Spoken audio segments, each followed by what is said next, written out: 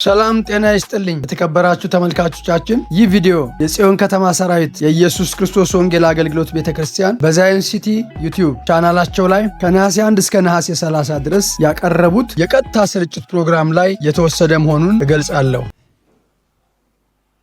የዛሬው መልእክት በጣም ስለከበደኝ ተንበርክኬ ነው መልእክቱን የማስተላልፈው። ብዙ ስሜታዊ አይደለሁም ብዬ አስባለሁ። ለእግዚአብሔር ነገር ደግሞ ስሜታዊ መሆን ጥሩ ነው፣ ግን ስሜት በቦታው ሲሆን ደግሞ ጥሩ ነው። አንዳንዴ መልእክት ሲመጣልን እግዚአብሔር ወይ ካንተ ነው ወይ ብሎ ማረጋገጥ ደግሞ ጥሩ ነው። ማረጋገጫው ደግሞ ቃሉ ነው። በብሉይ ኪዳን ነቢያትን መልእክት ሲያስተላልፉ አግቡ ይላቸዋል። በተለያየ መንገድ በተግባር በድራማ መልክ ያስተላልፉ ነበር።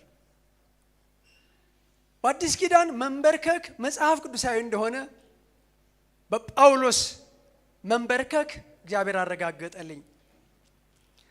ምንድነው ይሄ መልእክት? ጳውሎስ ስለ እግዚአብሔር ዘላለም ሐሳብ ስለ ክርስቶስ ኢየሱስ ከዘላለም ዘመናት ተሰውሮ የነበረው ምስጢር ሲገልጥለት አልቻለም።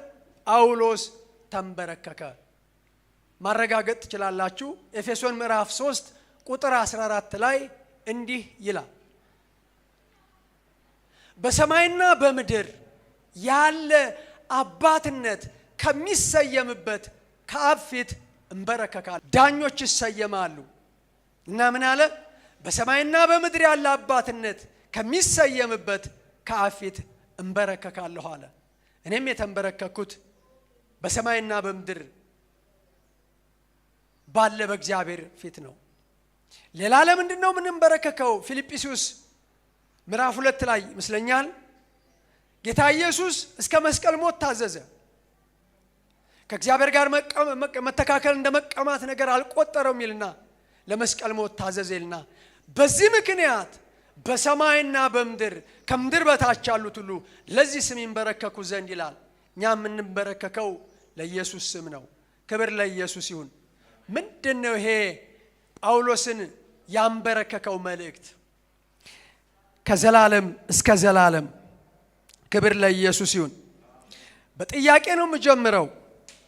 ዘላለምን የት ነው የምታሳልፉት? ዘላለምን የት ነው የምታሳልፊው? ዘላለምን የት ነው የምታሳልፉት? መነጋገሪያ ርዕሰ ጉዳያችን ዘላለምን የት ነው የምታሳልፉት የሚል ነው።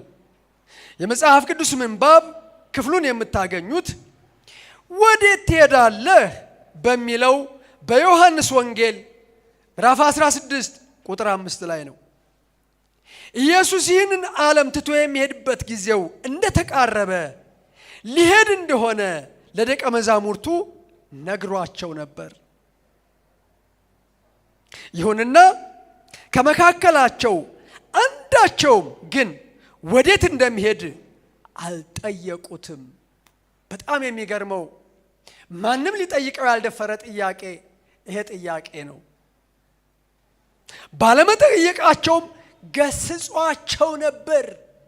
ልሄድ ነው ሲላቸው እንዴት ወዴት ነው የምትሄደው የሚለውን ጥያቄ አልጠየቁኝም ብሎ። እውነት ነው ቶማስ የምትሄድበትን አናውቅምና መንገዱን ብሎ ጠይቆታል። ግን ወዴት ነው የምትሄደው ብሎ ደፍሮ የጠየቀው ሰው የለም። ዛሬ ይህን ጥያቄ እኔ ለመጠየቅ እደፍራለሁ። ዘላለምን የት ነው የምታሳልፉት? ወዴት ነው የምትሄዱት? ማንኛውም ሰው ይህንን ዓለም ትቶ ሊሄድ ሲል ሊገጥመው የሚችለው እጅግ አስፈላጊው ጥያቄ ወዴት ነው የምትሄደው የሚል ነው። በመጀመሪያ ደረጃ ዘላለም መኖሩን አስታውሱ። ይህ እርግጠኛ የሆነ ነገር ነው። እውነታውን ላለማየት አይኖቻችንን ለመክደን እንሞክር ይሆናል። እውነታው ግን አይኖቻችንን በመክደን የሚያቆም አይደለም። ወደፊት ለፊታችሁ ተመልከቱ።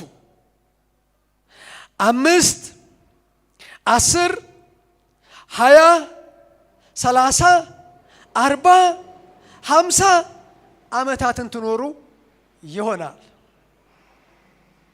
ከዚያ በኋላስ ምንድነው የሚሆነው? 50 ዓመታቱ ወዲያውኑ ያልቃሉ። ከዚያስ ምንድነው የሚሆነው? ዘላለም በፊታችን ተዘርግቶልን ፈጽሞ ፍጻሜ የሌላቸው ምዕተ ዓመታት ዘመናት እየተጠቀለሉ ይመጣሉ። ሆኖም አሁንም ግን ፈጽሞ ፍጻሜ የሌለው ዘላለም እንደተጠቀለለ ይመጣል። አቤቱ እግዚአብሔር ሆይ ስለ ዘላለምህ አመሰግንሃለሁ። በዚህ ምድር ላይ ለ1000 ዓመታት ያህል እንደምኖር አውቄው ቢሆን ኖሮ አያረካኝም ነበር። ሁሌም አንድ ወቅት ስለሚመጣው መጨረሻ ሳስብ ፍጻሜ የሌለውን የወደፊቱን ዘላለም ስመለከት ደስ እሰኛለሁ።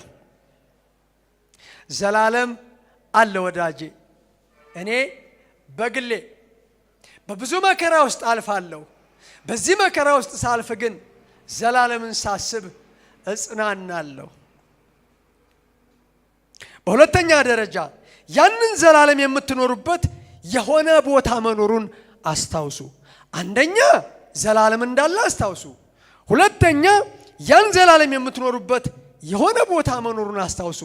የት ነው ያ ቦታ? ጊዜው መኖርን በምታቆሙበት ጊዜ ፈጽሞ አይመጣም። ዘላለሙን በሙሉ የሆነ ቦታ ነው የምትኖሩት። በሶስተኛ ደረጃ አሁን የምትኖሩትን ህይወት የት እንደምታሳልፉ ከሚቀርብላችሁ ጥያቄ ይልቅ ይበልጥ በስፋት የሚቀርበው ዘላለምን የምትኖሩት የት ቦታ እንደሆነ የሚቀርብላችሁ ጥያቄ እንደሆነ አስታውሱ። ለምሳሌ ያህል ለ40 ዓመታት ያህል ወደምቆይበት ቦታ አንድ ብዬ ጉዞን ጀመርኩ ልበላችሁ። ይበልጥ አስፈላጊ የሆነው ምቾት የትኛው ነው? ቦታው ስደርስ የሚሰማኝ ምቾት ነው ወይስ በጉዞ ላይ ይሰማኝ የነበረው ምቾት? የዚህ ምድር ህይወት ፍጻሜ የለሽ ወደሆነ ዘላለም የሚደረግ የአንድ ቀን ጉዞ ነው። በአራተኛ ደረጃ ዘላለምን የት ቦታ ላይ እንደምንኖር ማወቅ የሚያስችለን ነው። ኢየሱስ ዘላለምን የት ቦታ እንደሚኖረው ስለሚያውቅ ወደ ላከኝ እሄዳለሁ ሲል ተናግሯል። ሐዋርያው ጳውሎስም በበኩሉ ዘላለሙን የት እንደሚኖረው አውቆ ለኔ ሕይወት ክርስቶስ ሞትም ጥቅም ነውና በእነዚህ በሁለቱ እጨነቃለሁ፣ ልሄድ ከክርስቶስም ጋር ልኖር እናፍቃለሁ፣ ከሁሉ ይልቅ እጅግ የሚሻል ነውና። ጳውሎስ ዘላለሙን የት እንደሚያሳልፍ አውቋል። ወዳጄ እያየህን ያለ ዘላለምህን የት ነው የምታሳልፈው? ዘላለምንም የት ቦታ እንደምንኖረው በአእምሮአችን ልንይዘው የሚገባን አምስተኛው እውነት በመንግስተ ሰማያት ወይም በገሃነም ከሁለቱ በአንዱ ውስጥ እንደምንኖረው ነው። መንግስተ ሰማያት የቅድስና የደስታ እና የፍቅር ቦታ ሲሆን ገሃነም ደግሞ የአመፅ የጥፋት የጥላቻ ቦታ ነው። እኔና እናንተ ዘላለማችንን በአንዱ ወይም በሌላኛው ውስጥ ከቅዱሱና ከንጹህ ከክርስቶስ ጋር ወይም ከተረገመው ከስም አጥፊው እና ከመጥፎው ከዲያብሎስ ጋር እንኖረዋለን። እደግመዋለሁ። እኔና እናንተ ዘላለማችንን በአንዱ ወይም በሌላኛው ውስጥ ከቅዱሱና ከንጹህ ከክርስቶስ ጋር ወይም ከተረገመው ከስም አጥፊውና ከመጥፎው ከዲያብሎስ ጋር እንኖረዋለን። ዘላለማችሁ የሚሆነው የት ነው? አንድ ነጥብ ልጨምር። ዘላለማችሁን የምትኖሩበትን ቦታ የሚወስነው ነገራችሁ አሁን ከክርስቶስ ጋር የሚኖራችሁ ግንኙነት ነው። ኢየሱስ ክርስቶስን አዳኝና ጌታ አድርጋችሁ ከተቀበላችሁት ዘላለማችሁን ከእርሱ ጋር ትኖሩታላችሁ። ኢየሱስ ክርስቶስን አልቀበልም ካላችሁ ግን ከእርሱ ተለይታችሁ ለሰይጣንና ለመላእክቱ በተዘጋጀው ቦታ ላይ ትኖሩታላችሁ። ይህን እውነት የሚያረጋግጥልን የሚከተለው የመጽሐፍ ቅዱስ ቃል አድምጡ። በልጁ የሚያምን የዘላለም ሕይወት አለው። በልጁ የማያምን ግን የእግዚአብሔር ቁጣ በእርሱ ላይ ይኖራል እንጂ ሕይወትን አያይም። ዮሐንስ 3:36 እንደገናም የሚከተለውን አድምጡ። ጌታ ኢየሱስ ከስልጣኑ መላእክት ጋር ከሰማይ በእሳት ነበልባል ሲገለጥ መከራን ለሚያሳዩአችሁ መከራንም ለምትቀበሉ ከእኛ ጋር እረፍትን ብድራት አድርጎ እንዲመልስ በእግዚአብሔር ፊት በእርግጥ ጽድቅ ነውና እግዚአብሔርን የማያውቁትን ለጌታችንም ለኢየሱስ ክርስቶስ ወንጌል የማይታዘዙትን ይበቀላል። በዚያም ቀን በቅዱሳኑ ሊከብር ምስክርነታችንንም አምናችኋልና በሚያምኑት ሁሉ ዘንድ ሊገረም ሲመጣ ከጌታ ፊት ከኃይሉም ክብር ርቀው በዘላለም ጥፋት ይቀጣሉ። አንድ ዘላለም አለ። ያንን ዘላለምን አንድ ቦታ ላይ ልንኖረው ይገባል። አሁን የምትኖሩትን ሕይወት የት ቦታ እያሳለፋችሁት እንዳላችሁ ከሚቀርብላችሁ ጥያቄ ይልቅ ይበልጥ በስፋት የሚቀርበው ዘላለምን የምትኖሩት የት ቦታ እንደሆነ የሚቀርብላችሁ ጥያቄ ነው። ከሁለቱ ቦታዎች ባንዱ ውስጥ ነው። ዘላለምን የምንኖርበትን ቦታ የሚወስነው ነገራችን አሁን እየኖርነው ያለው ሕይወት ነው። ከኢየሱስ ክርስቶስ ጋር የሚኖራችሁ ግንኙነት ነው። ወገኖች ሆይ እየሄዳችሁ ያላችሁት ወዴት ነው? 7 ዘመናት አልፈዋል። በጥቂት ደቂቃዎች ላሳያችሁ። አንደኛ የህሊና ዘመን ከአዳም እስከ ኖህ። ሁለተኛ የሰው መንግስት ዘመን ከኖህ እስከ አብርሃም። ሶስተኛ የሕግ ዘመን ከአብርሃም እስከ ክርስቶስ። አራተኛ የጸጋ ዘመን ከክርስቶስ እስከ መነጠቅ አሁን ያለንበት ዘመን ማለት ነው። ቀጣይ 5ኛው የመከራ ዘመን ከመነጠቅ እስከ 1000 ዓመት መንግስት። 6ኛው የ1000 ዓመት ዘመን ከክርስቶስ ፍርድ እስከ ዓለም ፍጻሜ። የመጨረሻው ዘላለም የተባለው ከ1000 ዓመት መጠናቀቅ እስከ ነጩ ዙፋን ፍርድ ነው።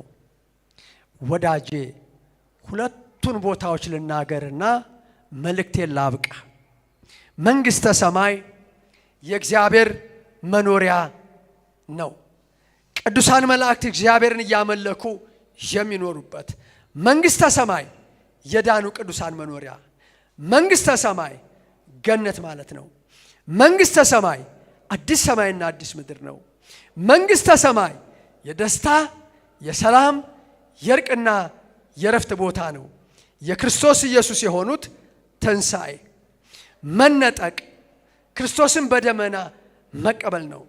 መንግስተ ሰማይ የበጉ ሰርግ ራት፣ መንግስተ ሰማይ የ1000 ዓመት መንግስት፣ መንግስተ ሰማይ አክሊል ወይም ሽልማት የምንቀበልበት፣ መንግስተ ሰማይ ፍትህ፣ ጽድቅ፣ ፍቅር ወደሚሰምንበት፣ ሰው እድሜ ወደሚጠግብበት፣ ባጭር መቀጨት የሌለበት፣ መንግስተ ሰማይ ጥያቄያችን ሁሉ የሚመለስበት፣ እንቆቅልሽ የሚፈታበት፣ ሁሉ ነገር አዲስ የሚሆንበት፣ የእግዚአብሔር ድንኳን በሰዎች መካከል ራሱ እግዚአብሔር የሚገኝበት፣ መንግስተ ሰማይ የጽዮን ተራራ የእግዚአብሔር ከተማ ሰማያዊቱ ኢየሩሳሌም፣ በሰማያት የተጻፉ የበኩራት ማህበር፣ ፍጹማን የሆኑ የጻድቃን መንፈሶች፣ አዲስ ኪዳን መካከለኛ የሚሆን ኢየሱስ ያለበት፣ ከአቤል ደም ይልቅ የሚሻለውን ደም የሚረጭበት፣ በሰው ልብ ወዳልታሰበ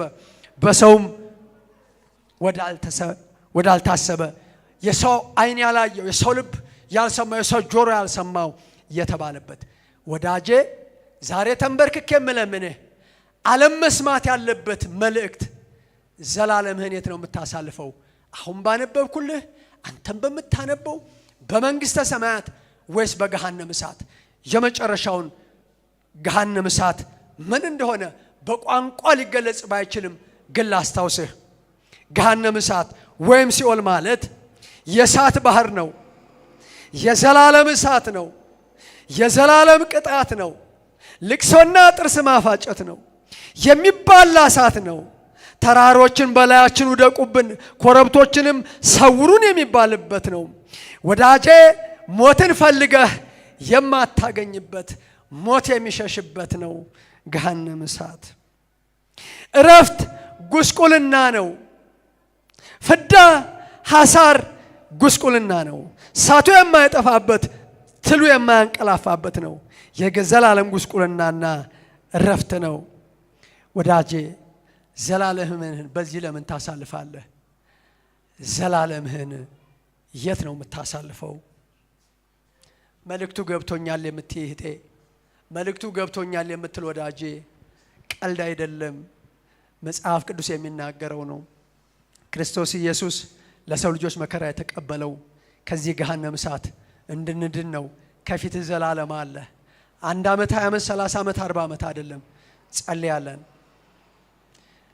ይህን መልእክት የሰማችሁ የምታዩ የምትመለከቱ ሰዎች ጳውሎስ ተንበርክኮ እንደሚለምነው ለምናችኋለሁ። እግዚአብሔር ሆይ ስለሰማሁት የሕይወት ቃል አመሰግንሃለሁ።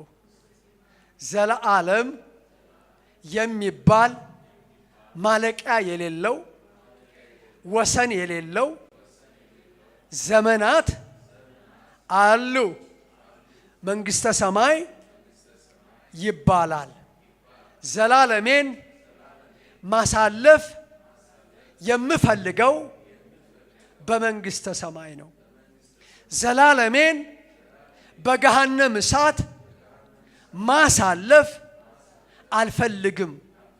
አሁን እርዳይ፣ ይቅር በለኝ። ሰው ከውሃና ከመንፈስ ካልተወለደ በቀር መንግሥተ ሰማይ አይገባም ብልሃል። መንግሥተ ሰማይ ዘለዓለሜን እንዳሳልፍ አሁን እንደገና እወለዳለሁ። አመሰግንሃለሁ ይቅር ስላልከኝ፣ ከሞት ዕጣ ፈንታ ወደ ሕይወት ዕጣ ፈንታ ሕይወቴን ስላሸጋገርከው አመሰግንሃለሁ በኢየሱስ ክርስቶስ ስም። ይሄ መልእክት የአንድን ሰው የሞት ዕጣ ፈንታ ወደ ሕይወት ዕጣ ፈንታ የሚቀይር መልእክት ነው። ስለሰማችሁኝ አመሰግናለሁ።